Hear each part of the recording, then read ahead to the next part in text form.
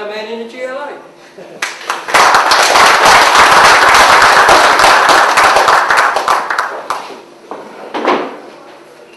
Thank you very much, Paul, ladies and gentlemen. Thanks for inviting me along. This is the first meeting I've been able to speak at since my suspension was lifted. I was suspended by the party for calling for a leadership election. I didn't say who to vote for, I just said under our constitution it would be good to have an election. Now, I'm not here to dampen anyone's spirits or enthusiasm, but there's certain things that you need to know. One of those things is that our party is about its members and its activists. Without them, this party will not endure. Nick Griffin got elected to the European Union because our activists put their work in. Andrew Bronze, likewise, and Richard Barnbrook also. I'm privileged that I work at the GLA supporting the British National Party. Why do I work there, ladies and gentlemen? Because you and others went out day after day, week after week, sweating blood to get our man elected to the GLA. Now, our party is going through a difficult time. I hear people slagging off various people.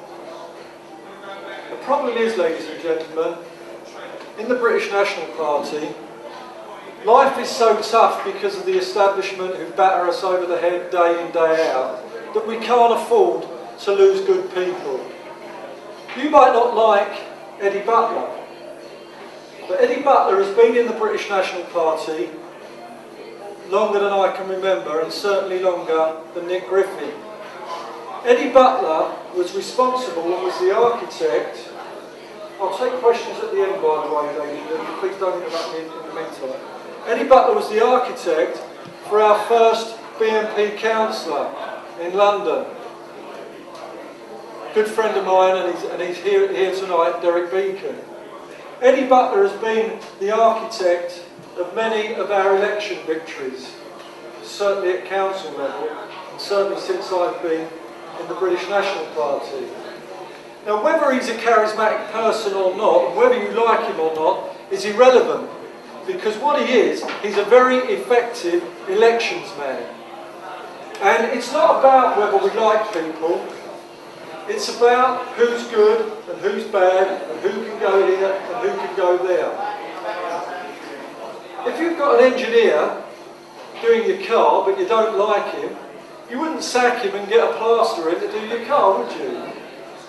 So what I'm trying to say is that everybody has a part to play in this party, and every single one of us has a particular skill that brings something to the equation. And we cannot afford to lose anybody in this party, and certainly people of the calibre of Eddie Butler and Emma Colgate. In Essex, at the county council elections, we stood in every ward. The architect behind that was Emma Colgate. Now the thing is, ladies and gentlemen, what I'm trying to say is everybody's required, but you can't say, oh, we'll get rid of all that experience, 20, 30 years of experience of elections or of administration or whatever it is, and so we don't need it anymore. This is, the new way forward. Obviously new ideas are very important, of course they're important, but there is no substitute for experience. And the only way that we are going to endure is all of us collectively working together to win our country back. And that's what it's all about. And I just wanted to say that, as I say, I'm not here to dampen anyone's enthusiasm, because although our party is experiencing problems at the moment, nothing in life goes up in a straight line. But it's very important that when we get this thing back on an even keel, that our next thrust forward takes us above and beyond where we've been at our previous height. We need to go to greater heights. in the years ahead? Why do we need to go to greater heights in the years ahead? Ladies and gentlemen, the Lib-Lab Con in this country is a criminal conspiracy against the white indigenous people of these islands. That is a fact. Let's look at the events since the Second World War. You know, the last 60, 65 years. Start off with the economy. We had a plethora of industries: shipbuilding, car industry, motorcycles, mining. All those today, ladies and gentlemen, gone. We led the world. We were the Industrial Revolution. It happened here in Britain. Where are our industries today? How are we going to employ people of the future? Globalisation has been a disaster for this country, a total disaster. And one of the things that I always say at every meeting that I'm allowed to speak at is that if you become a nationalist, if you buy into the doctrine of nationalism, that is looking after the nation state and its people, then you're on collision course with globalisation. Corporations running the world, basically. If you look around you today, it's big corporations, McDonald's, Ford Motor Company, and News International, the big merchant bankers around the world. They're not interested in nation states. They're not interested in the well-being of ordinary people. They'll quite happily close down a factory there if they can open one up in the Philippines or somewhere else at a lot cheaper manpower. They have no interest in the nation state. And so globalisation has impoverished this nation, and our economy, as our chairman said earlier, is going like that. And it's going to get a whole lot worse. Well, they're now talking to us about climate change. Started off, I think back in the 70s, they were talking about a new ice age. Then it became global warming. And now they're calling us, they've changed it again, climate change. And I don't know how many people know about the Climate Change Act in 2009. But in that act, it was the most draconian act passed in the whole of Europe on green issues. But in that act, it is incumbent upon energy companies to use renewable energy, so much %. They've got to plough into renewables, wind farms, anaerobic digestion, all sorts of things. And they've got to spend quite a lot of money on it, fortunes in fact. But of course, you know, these companies, E.ON, N-Power, whoever they are, they're globalist companies, they've got shareholders. Do you think they're going to take the cost of that themselves? No, ladies and gentlemen, they put it onto the British taxpayer, because the British taxpayer is being ground into the dust, and it's no different with green energy, climate change, renewable energy. So when you look at your bill now, it comes in 3 parts. It shows you the taxes that you're paying for this renewable energy. And of course, the fact of the matter is, it's a con. Climate change is a big con. Last year we had one of the coldest winters for the last 20 odd years. And I know that because my electricity and gas bill were the highest they've ever been in the winter months. So we're being ground into the dust there. More taxes on an ever-diminishing working population. What else since the Second World War can we look to about the demise of this once great nation? Well, let's look at crime. Now, I come from London, so it's always a pleasure to speak to a meeting, branch meetings in London. And I grew up there as a young lad in the 60s. And we had, no word of a lie, we had our keys, were in the door. actually in the door, or they were on a string, you know, and you put your hand through because your mum would have to be out at work or whatever, you'd let yourself in, or they'd be in the door. That is an absolute fact, and I grew up in the 60s on down when we had our keys in the door. And if there was a murder in London back in the 60s, it was in the papers for weeks, it was front page for weeks and weeks and weeks, because it didn't happen. It was a very rare experience, because that was just after, in the 60s, that was when hanging, sadly, was abolished. But what about today? Crime today?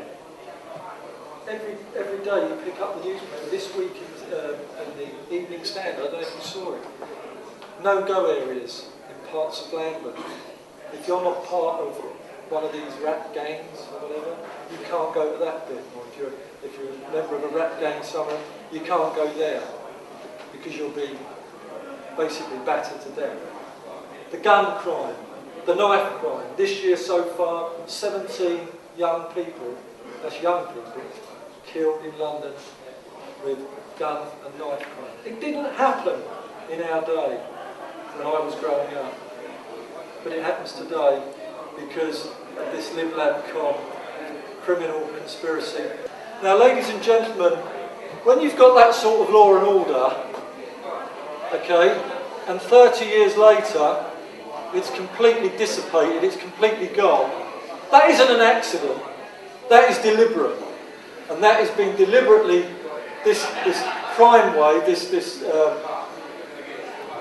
law and order that's out of control now, this has been deliberately imposed upon the British people, and is just another method in which to browbeat them and keep them down there, because that's what our so-called ruling classes want.